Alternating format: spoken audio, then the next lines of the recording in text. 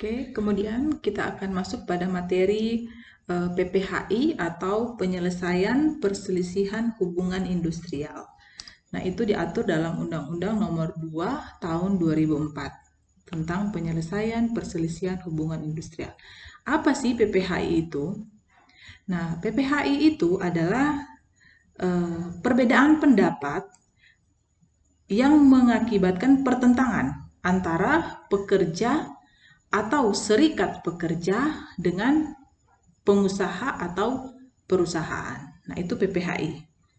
Nah, dalam PPHI ini ada 4 perselisihan yang masuk dalam kategori perselisihan hubungan industrial. Yang pertama adalah perselisihan hak. Nah, perselisihan hak ini seperti apa? Perselisihan hak itu seperti upah. Upah merupakan hak bagi setiap karyawan atau pekerja. Ketika upah tidak sesuai dengan perjanjian kerja atau upah tidak sesuai dengan peraturan perundang-undangan. Peraturan perundang-undangan maksudnya sesuai dengan aturan pemerintah, yakni misalnya tentang UMP. Jadi ada standar upah yang harus perusahaan taati untuk memberikan upah bagi karyawan. Nah, itu misalnya tidak ditaati oleh perusahaan. Berarti perusahaan melanggar peraturan perundang-undangan. Nah, itu merupakan suatu perselisihan hak yang bisa diangkat oleh pekerja atau serikat pekerja untuk dijadikan suatu perselisihan dalam hubungan industrial.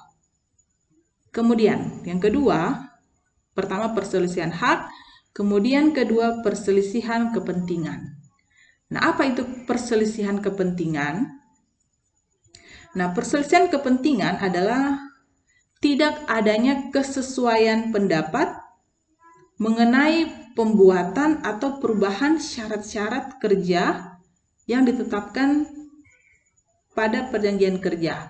Jadi kepentingan di situ bahwa ketika perusahaan membuat suatu perjanjian kerja atau perjanjian atau peraturan perusahaan dan tidak sesuai dengan kemauan dari pekerja ataupun serikat pekerja.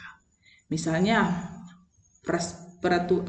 misalnya perusahaan semena-mena membuat peraturan bahwa tidak boleh, misalnya dia harus bekerja Sabtu Minggu harus kerja atau hari Minggu harus kerja. Nah, itu kan tentu bertentangan dan sebagainya yang terjadi dalam perusahaan. Nah, itu bicara tentang perselisihan kepentingan. Jadi tidak adanya kesesuaian antara pekerja dan pengusaha tentang perjanjian kerja atau peraturan perusahaan. Itu tentang perselisihan kepentingan. Kemudian yang ketiga, perselisihan tentang pemutusan hubungan kerja atau PHK. Nah, ini yang paling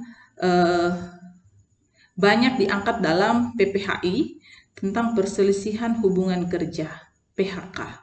Nah, ketika perusahaan melakukan PHK secara sepihak, nah pekerja dianggap sudah benar untuk melakukan pekerjaan, tidak lalai, tapi perusahaan semena-mena melakukan PHK. Apalagi PHK dilakukan tidak sesuai dengan standar Undang-Undang Ketenagakerjaan. Nah, itu diangkat dalam PPHI atau penyelesaian perselisihan hubungan industrial. Yang keempat, perselisihan antar serikat pekerja dalam suatu perusahaan. Nah, jadi suatu perusahaan itu mempunyai serikat pekerja. Serikat itu dia adalah kelompok yang dibuat untuk mengakomodir semua, menampung semua apa yang diinginkan oleh pekerja sehingga serikat ini yang bawa ke perusahaan untuk disampaikan bahwa pekerja maunya seperti ini agar pekerjaan mungkin membutuhkan ini. Nah, itu ditampung semua dalam serikat pekerja. Nah, ketika ada perselisihan antara serikat pekerja dalam suatu perusahaan, perselisihan ini seperti jadi dalam suatu perusahaan terjadi beberapa serikat pekerja. Nah, harusnya satu perusahaan hanya mempunyai satu serikat pekerja. Nah, ini serikat pekerja itu terpecah-pecah sehingga menimbulkan perselisihan. Nah, itu diselesaikan dalam penyelesaian perselisihan hubungan industrial. Nah, jadi PPHI ada 4 perselisihan. Yang pertama, perselisihan hak, kemudian perselisihan kepentingan, perselisihan pemutusan hubungan kerja, dan keempat, perselisihan antar serikat pekerja dalam suatu perusahaan. Nah, kemudian bagaimana penyelesaian PPHI ini? Ketika telah terjadi sengketa, bagaimana proses penyelesaiannya? Nah, pertama, prosesnya melalui perundingan bipartit. Perundingan bipartit itu adalah perundingan intern di dalam antara pekerja atau serikat pekerja dengan pengusaha atau perusahaan. Awal-awal adalah perundingan intern dulu, diselesaikan secara kekeluargaan. Bagaimana mencari solusi. Kemudian, ketika perundingan bipartit tidak selesai, maka masuk pada mediasi. Nah, masuk pada mediasi, tentu ada pihak ketiga yang terlibat. Di situ adalah pihak yang netral.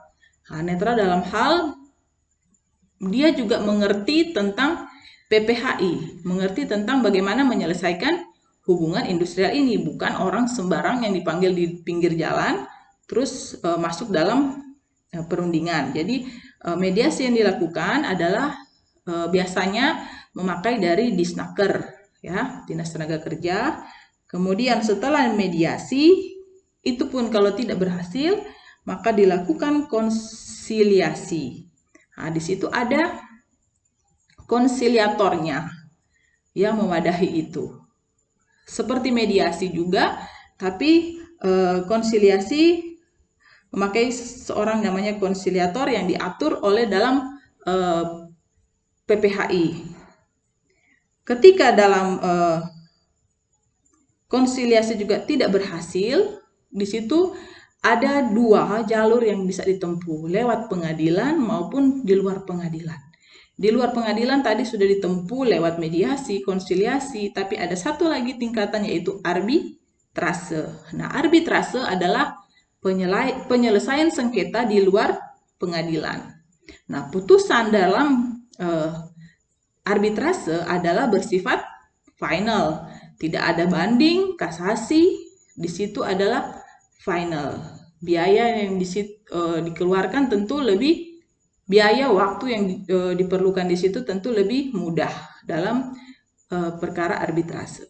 Kemudian kalau tidak mau memakai arbitrase, pihak-pihak bisa masuk dalam pengadilan hubungan industrial. Nah, itulah dinamakan pengadilan hubungan industrial, bicara tentang khusus tentang ketenagakerjaan. Nah, pengadilan hubungan industrial ini berada pada lingkup pengadilan negeri yang memakai pengadilan sementara, pengadilan ad hoc untuk memutus perkara hubungan industrial atau masalah ketenagakerjaan. Hakim ad hoc yang dipakai tentu yang kompeten di bidang ketenagakerjaan. Nah, yang menarik dalam pengadilan hubungan industrial, jadi pihak-pihak yang beracara dalam pengadilan hubungan industrial ini tidak dikenakan biaya, gratis, sampai biaya eksekusi pun gratis. Itu tidak dikenakan biaya sepanjang masih di bawah 150 juta. Nah, itu tidak dikenakan biaya. Kemudian kalau kita masuk lagi dalam PPHI ini, mahasiswa silakan membaca dalam Undang-Undang Nomor 2 Tahun 2004 tentang PPHI. Di situ banyak hal yang bisa kita dapat dalam PPHI ini.